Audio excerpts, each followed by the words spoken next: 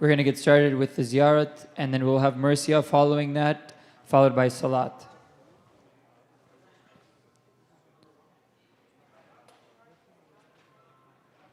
اللهم صل على محمد وآل محمد. بسم الله الرحمن الرحيم. السلام عليك يا رسول الله، السلام عليك يا أمير المؤمنين، السلام عليك يا فاطمة الزهراء سيدة نساء العالمين، السلام عليك يا حسن المجتبى، السلام على ولي الله وحبيبه، السلام على خليل الله ونجيبه، السلام على سفي الله وابن صفيه، السلام على الحسين المظلوم الشهيد، السلام على أسير القربات وقتيل الأبرار. اللهم إني أشهد أنه وليك وابن وليك وصفيك وابن صفيك، الفائز بكرمتك كرمته بالشهادة وحبوته بالسعادة واجتبيته بطيب الولادة وجعلته سيدا من السادة وقائدا من القادة وضائدا من الضادة وأعطيته موارث الأنبياء وجعلته حجة على خلقك من الأوصياء، فاضر في الدعاء ومنح النصحا وبذل محجته فيك ليستنقذا عبادك من الجحالة وحيرة الضلال. وقد توازر عليه من غرته الدنيا وباع حظه بالأرض للأوثان وشرى آخرته بالثمن الأوكسي وتغطرس وتردى في هواه وأسخطك وأسخط نبيك وأطاع من عبادك أهل الشقاك والنفاق وحملت الأوزار المستوجبين النار فجاحدهم فيك صابر محتسبا حتى سفك في طاعتك دمه واستبح حريمه. اللهم فلعنهم لعنا وبيلا وعذبهم عذابا أليما. السلام عليك يا ابن رسول الله، السلام عليك يا ابن السيد الأوسياء، أشهد أنك أمين الله وابن أمين، عشت سعيدا ومضيت حميدا ومت فقيدا مظلوما شهيدا، وأشهد أن الله منجز ما وعدك ومهلك ما خذلك ومعذب من قتلك، وأشهد أنك وفيت بعهد الله وجاهدت في سبيل الله حتى أتاك اليقين، فلعن الله من قتلك ولعن الله من ظلمك ولعن الله أمة سمعت بذلك فرضيت به. اللهم إني أشهدك أني ولي لمن والاه وعدو لمن عادى، بأبي أنت وأمي يا ابن رسول الله، أشهد أنك كنت نورا في الأسناب الشامخة والأرحام المطهرة لم تنجسك الجاحلية بها جاسيا، ولم تلبسك من ملهمات من ثيابها.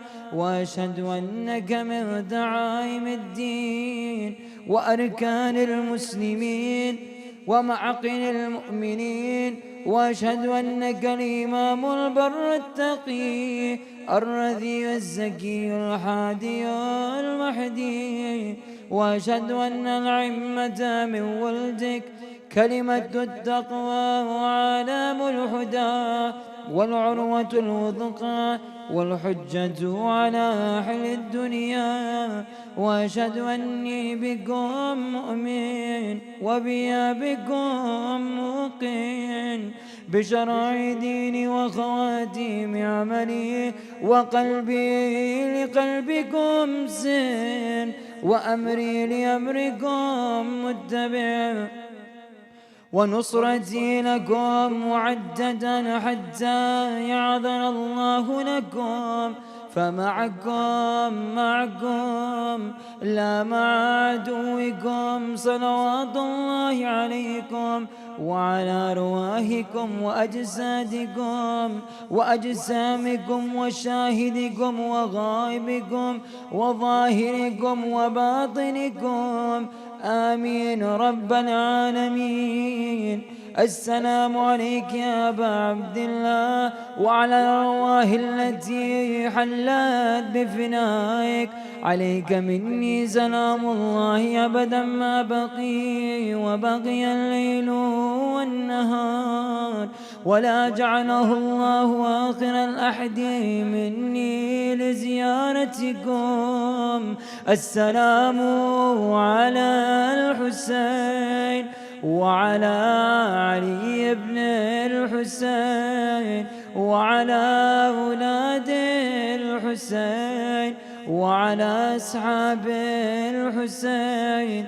السلام عليك يا علي بن الحسين ومحمد بن علي وجعفر بن محمد وموسى بن جعفر وعلي بن موسى ومحمد بن علي وعلي بن محمد والحسن بن علي. السلام عليك يا حجة بن الحسن يا صاحب النص والزمان. الأمان الأمان الأمان. السلام عليك يا خليفة الرحمن. السلام عليك يا شريك القرآن. السلام عليك يا كعبة الإيمان. السلام عليك يا إمام الإنس والجان. أجرى الله تعالى فرجك وصحن الله تعالى مخرجك ومهون وجعلنا من أنصارك ورحمة الله وبركاته.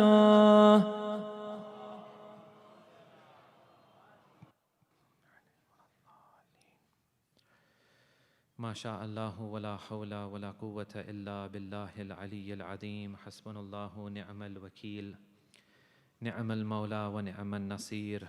رب اشرح لي صدري ويسر لي أمري واحلل عقدة من لساني يفقه قولي. أعوذ بالله من الشيطان الرجيم. بسم الله الرحمن الرحيم. الحمد لله رب العالمين، والصلاة والسلام على أشرف الأنبياء والمرسلين، خاتم النبيين، شفيع المذنبين، رحمة للعالمين، مولانا وسيدنا أبي القاسم محمد. اللهم صل على محمد وعلى محمد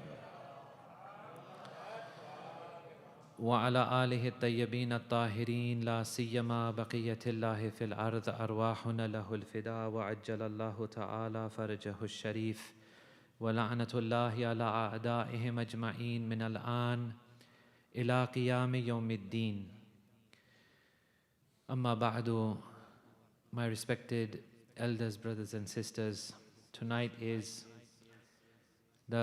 we've just had the day of Jahlum, the day of Arbaeen. I wanted to finish off with a couple of pointers and reminders, and then we go on to the main aspect of this day and this night, which is the Masa'ib of Imam Hussain alayhi salam. For this is the day, we've just finished the day of Arbaeen. Arbaeen is that time when the memories of the deceased, in this case it's Sayyidul Shuhada, become alive again and you remember that person. The earth cries over a mu'min for 40 days. For 40 days the earth cries over a mu'min. For Imam Hussain alayhi salam, history narrates that there were a number of amazing natural phenomena. Some reports say it lasted for 40 days. Azizan, in our discussions until now, we've been discussing mainly the concept of namaz from different angles. There are three things which I want to leave you with, which inshallah will help us in our journey of spirituality, in getting closer to Allah subhanahu wa ta'ala. These lectures were very, very brief. We could only scratch the surface. This is a whole world which once you open the door, then a whole world opens to you of spirituality and irfan and closeness with Allah. There's so much to say. We could only scratch the surface, unfortunately. So now it's over to you to do the hard work. But let me leave you with three things. Number one, please bear in mind the aspect of humility. Humility is absolutely vital in your journey towards Allah. The more you regard yourself as great, Allah will not appear great to you. The more importance you think you have, the more importance you think your work has, your business has, your studies has, everything else in your life has, when you compare it to God, if you think it's significant, Allah will seem insignificant. So the first lesson was humility. Number two, sincerity. Ikhlas. Ikhlas means what? Ikhlas means that you do everything for Allah subhanahu wa ta'ala, for no other reason. You are not here to impress anyone else. If you are impressing someone else, make sure that person is worthy of being impressed because they are linked with Allah subhanahu wa ta'ala. We want to impress Amirul Mu'mineen, for example. Allahumma salli ala Muhammad. We want to impress Janab Fatima. We want to impress Aba Abdullah. We want to impress Imam Zaman. We want to impress these people. Why? Because they are linked with Allah subhanahu wa ta'ala. Impressing them means impressing Allah. Sincerity of action. We've had in history some fantastically sincere people, and you see what happened to them and the way they ended up. One such person was Ayatollah Allama Abdul Hussain Amini, Rahmatullah alayh. Allama Amini is that famous scholar who wrote the book Al-Ghadir. He has written a book, multi-volume book. It took him 35 years to write this book. He said to himself, I'm going to prove the event of Ghadir from non-Shia sources. What have non-Shia said regarding Quran and Ghadir, Sunnah and Ghadir, and Adab and Ghadir? Adab means writings, poetry, and these kinds of things. So he devoted 35 years of his life to this one public, and today it's regarded as a masterpiece, like untouchable, amazing work that he has left behind for us. Alhamdulillah, may Allah bless him and his soul. This Agha Amini, when he dies, his son sees a dream. His son sees a dream. In the dream, he sees the scene of Qayamat, the Day of Judgment. He sees that his father is in a line. This line is the line of the ulama. All of the great ulama, all of the great scholars of Islam are all in this line. Now, you may know or you may not know, let me just tell you. In the Akhirat, once you're past everything, once you've passed all the stations, you come to the bridge, the Pul-e Sirat, you pass the Pul-e Sirat, then what happens? The next stage is heaven. After Pul-e Sirat, you proceed to heaven.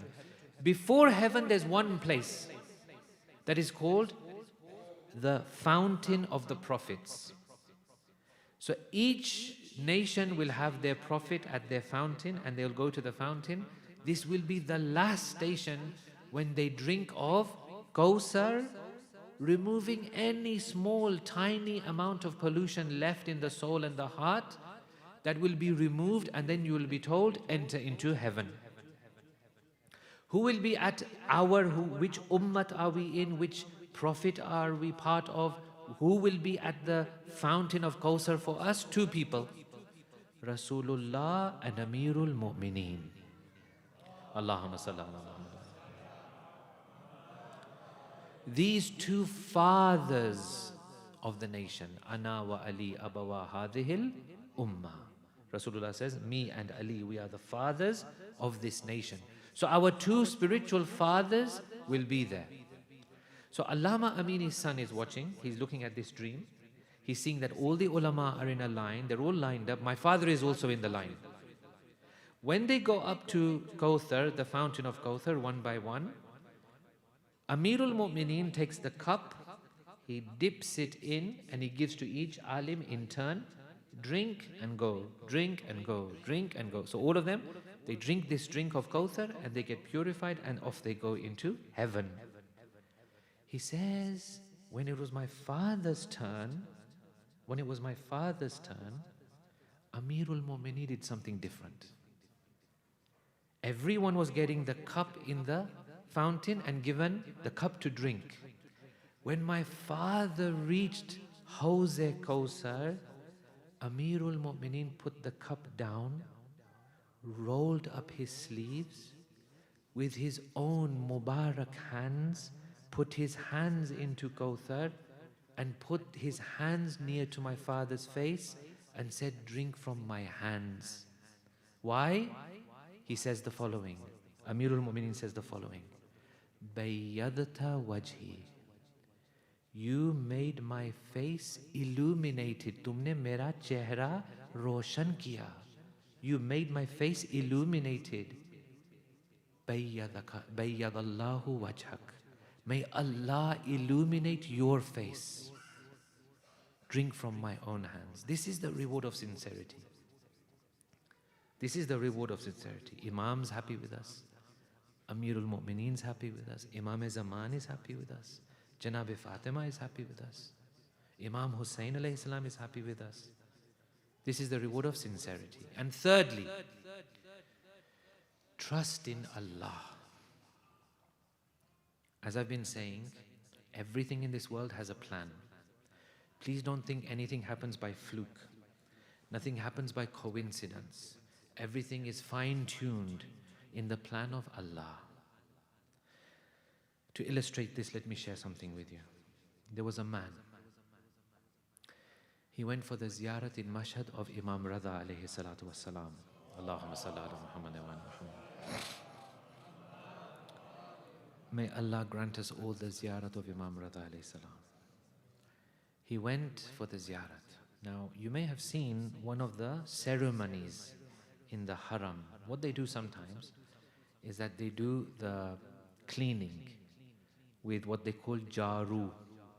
You know, the brush or the broom. So they do this ceremony and sometimes they invite some lucky people to join them. Like, join with us and help us clean this Zari area and the area around. Because in the Zari there are many things. People put lots of money, people put notes, letters, arizas, different gifts, nuzurat, hadaya, different gifts and things that they want to give in the name of Imam Rada alayhi salam. So the Zari ends up like very full. It needs to be empty, it needs to be cleaned, things need to be proportioned. So anyway, this guy, he's lucky enough to get a chance to do the jaru. He's doing the jaru. Then at the end, he sees a small piece of paper that had come out of the Zari. He said, wow, how fortunate am I? He asks for permission. He says, do you mind? There's one small piece of paper left. Do you mind if I take it for barakat? Because it's been in the Zari of Imam Raza. It's been near to the nearest point of the grave of Imam Raza, I guess. He says, do you mind if I take it? They say, no, go ahead, you can take it, no problem. He sees it as just a piece of paper. When he goes home, he opens this piece of paper. Now, what was happening in his own life, let me tell you. He had his own issues going on. His son was saying to the parents that I want to leave Iran. I want to go abroad. I'm not finding anyone good to marry. I'm going to see what happens when I go abroad. The father and mother were pleading with him and saying, no, look, you know what, stay here. We need you here. Our home is here. We are settled here. He was saying, no, I want to go abroad. Anyway, so this father comes home with this piece of paper. He thinks it's just a piece of paper. When he comes home, he sits down, he opens the paper, and he sees that actually someone has written a letter to Imam Raza. This person was a girl. This is what she's written. Ya Ali ibn Musa Rida, oh my dear Imam Raza, I'm a girl from a town called Karaj. I am a girl from a town called Karaj. And then she says the following, Ya Allah, if we understood some of the etiquettes that Islam has given us, listen to what she says. She says, Baraye man aib hast. She says, it's not dignified for me. It's a big problem for me. Baraye man aib hast. It's a big problem for me. Ke sharik zindagi khudam ra tu khayaban justuju kunam. She said, it's a big issue for me that I have to go and find my own life partner in public places. This is what she's saying. So now if you join the dots, we probably can assume that she's someone who wants to get married.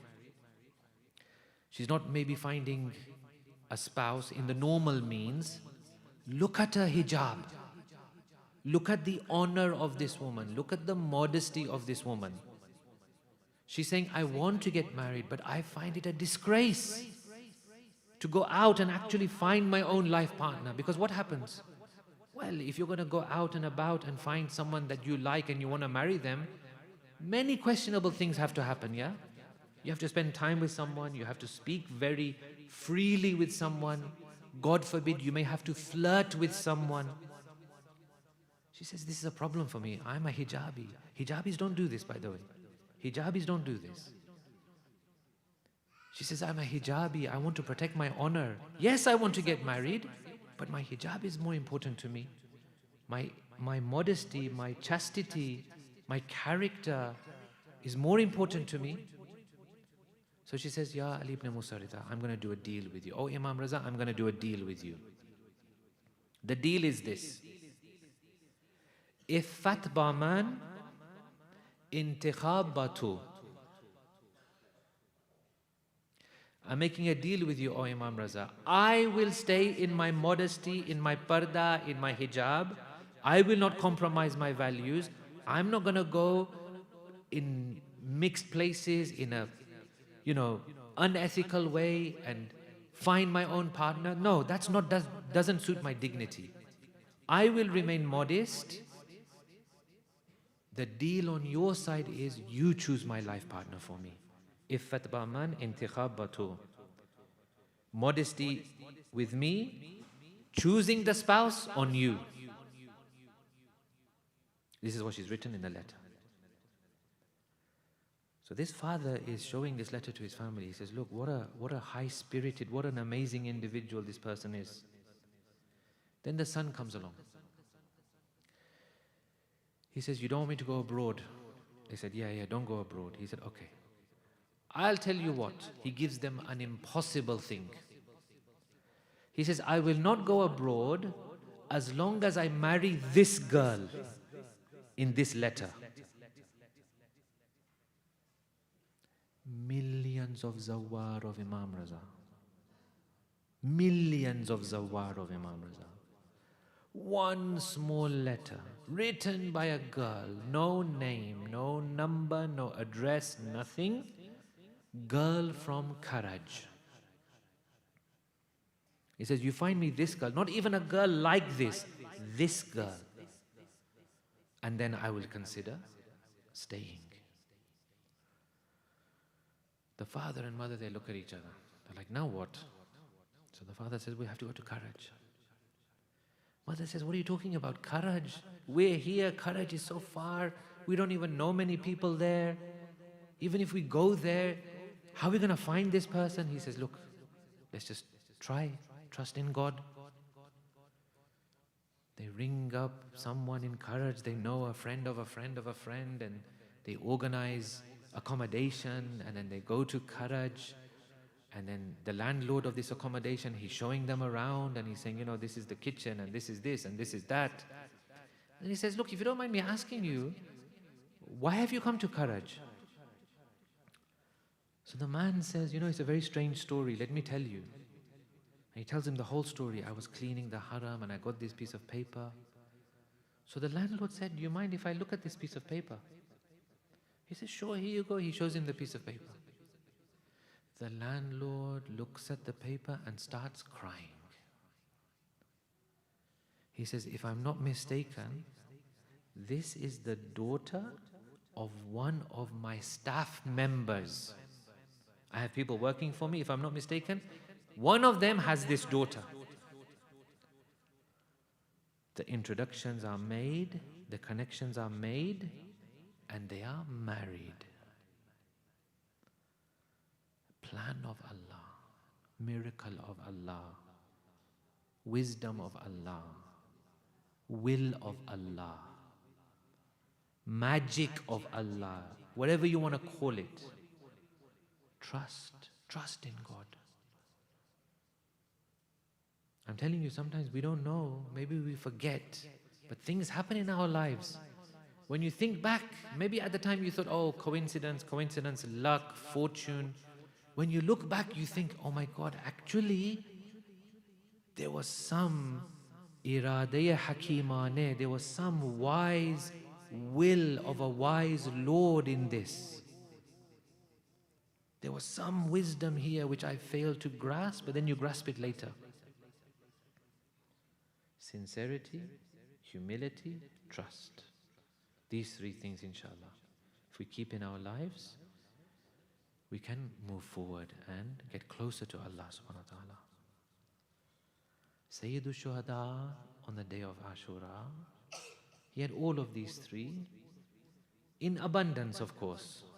We are far beneath what he was. He, of course, had all of these in abundance. And this is why on the day of Ashura, Umar Sa'ad and Yazid and Shimr and Hurmala and all of these people, they thought, job done. Job done. 72, 100, 125 people, kill them, dump their bodies, and off we go. Hussein said, no, I will return. You haven't done with me yet. I will return. And Hussein returned. This year he returned with 22 million of his followers. This year he returned with the record breaker. We thought last year it can't get more than this, 21 point something. This year 22.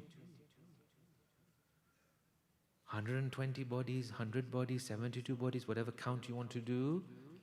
Job done. Hussein says, I'm coming back. Sincerity, humility, trust. Hussein showed it. Unfortunately, we were not one of those 22 million. Inshallah, next year, brothers and sisters. Next year, we'll be one of them, inshallah. On the day of Ashura, Abu Abdullah is killed at Asr time. His body is lain out. All the other bodies are collected from the Maqtal. All the other bodies have loved ones who saved them from being trampled. But Abu Abdullah, his father was Amirul Mu'mineen, his mother was Sayyidatun Nisa'il Alameen. No one had the decency to pick up the body of Abu Abdullah. The body is trampled. The shackles come out, and the women and Imam Zainul Abidin are shackled. They are taken from town to town. After Kufa, they are taken on the long journey. The first town they come to is Tikrit. In Tikrit, someone rides ahead and tells the people of Tikrit that we are bringing some people who rebelled against Yazid. You are to welcome them with stones, with sticks, with swear words, with boiling water. The women of Ahlul Bayt are stoned. The women of Ahlul Bayt are subjected to boiling water being thrown at them. People took pity on them and they threw charity, sadaqat. Bibi Zainab and Bibi Kulthum used to pick up the sadaqat and return it, saying that we are Ale Muhammad, we don't take sadaqat. They would return the sadaqat. Then they went to Mosul, same kind of thing happened. Then they went to the other towns, same thing kind of happened. Then they made it to Sham. In Sham, the whole arena of Sham was different. Imam Sajjad alayhi salam was asked, Mawla, what was the most difficult place? Was it Kufa? Was it Tikrit? Was it somewhere else? He says, Ash-Sham, Ash-Sham, Ash-Sham. What we faced in Sham was like no other. He had to see the head of his father being placed in a tray in front of Yazid. Yazid would take his cane and his stick and hit at the lips of Aba Abdullah, in front of Janab Zainab, in front of Bibi Kulthum, in front of Bibi Sakina. They were then shackled, they were imprisoned, they were kept in the most horrible prison. The prison was such that Bibi Sakina would every day ask, oh my auntie, oh my brother, can I not see my father? Will they not allow me to see my father one more time? When she would see the birds fly, she would ask, where are these birds flying? She would be told, Sakina, these birds are flying back to their home. She would ask, like an innocent child, she would ask, then when will we go back to our home? But they were kept in this place, they were kept in this prison. Until the night comes when Janab Sakina dies in the prison. She is buried in the prison. The word gets out. People are now beginning to understand that these are no normal people. This is Ale Muhammad, this is Ahlul Bayt. Yazid faces such a revolt in his own town. People are upset. They are telling Yazid, you must release these people. These are not ordinary people. These are the grandchildren of Rasulullah. Yazid decides that it's not worth the hassle. I will now release them. He comes, he sends a messenger. The messenger says, you are to be released. Janab Zainab says, we will go with 2 conditions. They say, what is your condition? She says, number 1, you must return to us all of the heads which were severed from our beloved ones in Karbala. We will take them back with us. They said, we will give you this. Then Janab Zainab says that you must give us a house. Give us a house in which we can go freely and do azadari, because we have not been allowed to cry and to weep and do matam the way we wanted. They said, we will allow you. And then they get them into this house. They keep them in this house. Bibi Zainab says, one more thing we need. All of the different artifacts, all of the different things which you stole from us on Sham-e Ghariba, you must return all of them to us. They begin to bring in the different artifacts. The ladies, what do they see? They see the ripped and torn shirt of Aba Abdullah. They begin to do matam on the shirt of Aba Abdullah. They see the artifacts belonging to Hazrat Ali Akbar. Those things belonging to Hazrat Qasim. Those things belonging to Qamar Bani Hashim, Hazrat Abbas. And they do matam and they do their azadari and they cry and they lament and they are free now to do as they wish. Finally, what is brought, the thing that is brought is the most heartbreaking of all. They bring some wood, some sticks. Someone says, but what are these sticks? If you want to know what are the sticks, ask Bibi Rabab. She will tell you. These are the sticks from the cradle of Ali Asghar. That is brought in. The final thing to be brought in are the earrings belonging to Janab Sakina. These are given to Ahlul Bayt. Bibi Rabab takes these things. The Ahlul Bayt then make their way. They leave Sham. They reach a place. Yazid says, I will send someone with you. Nu'man ibn Bashir.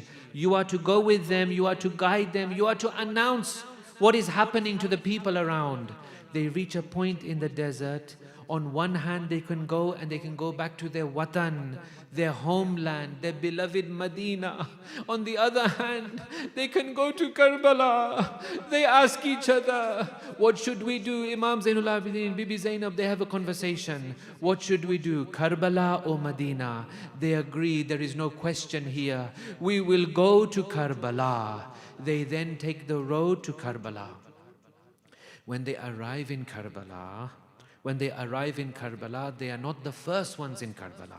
There's already one person who has arrived in Karbala before Ahlul Bayt. This is the great Sahabi of our Prophet, Hazrat Jabir ibn Abdullah al-Ansari. Jabir by that time was fairly old. He had become almost blind or completely blind, and he had gone there with his friend or with his servant Atiyah. Atiyah would guide him. Jabir comes to Karbala. When Jabir reaches Karbala, Jabir says to Atiyah, have we arrived?